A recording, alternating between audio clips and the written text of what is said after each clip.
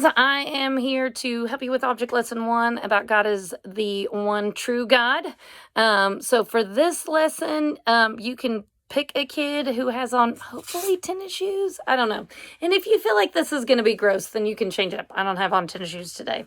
So what is it that we use our shoes for, right? We use our shoes. We keep them on our feet to protect our feet. Do we ever put them on our hands like gloves? No, that would be weird. And it's gross. Like, ugh, and it may even smell.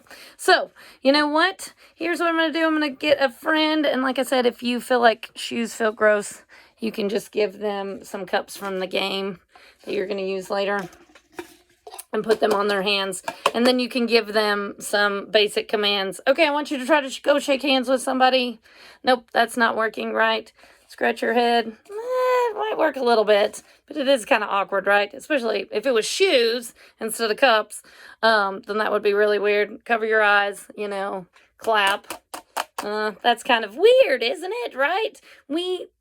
That's not what shoes were meant for, cups were meant for. They can never substitute for our hands. Our hands are super important. Now, there may be some people who, for whatever reason, have a handicap and have the difficulty using their hands, and that would make life really difficult, right? Really complicated if you didn't have your fingers and your hands to be able to utilize, right?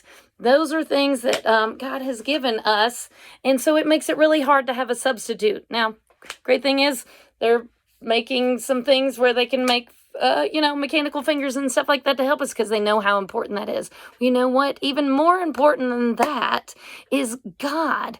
God is the one true God. And so Jeremiah 10:10 says, "The Lord is the true God. He is the living God, the eternal King." And this verse means that God is the one only true God. Nothing can substitute for him. And if it does, it's not fully the same, right? Just like shoes on our hands or cups on our hands are not good substitutes. We need our hands. We need God even more than we need our hands, right? God is the one true God. And that is what our verse is talking about today, is that we need to love him. We must love the Lord our God with all of our heart, with all of our soul, and with all of our strength. Because you know what? He is the one true God. He's better than anything else that's out there. Maybe some people say that God doesn't exist. Maybe they worship a different God, but the one true God, the God of the Bible, the God who came as Jesus, that is the one true God that we worship.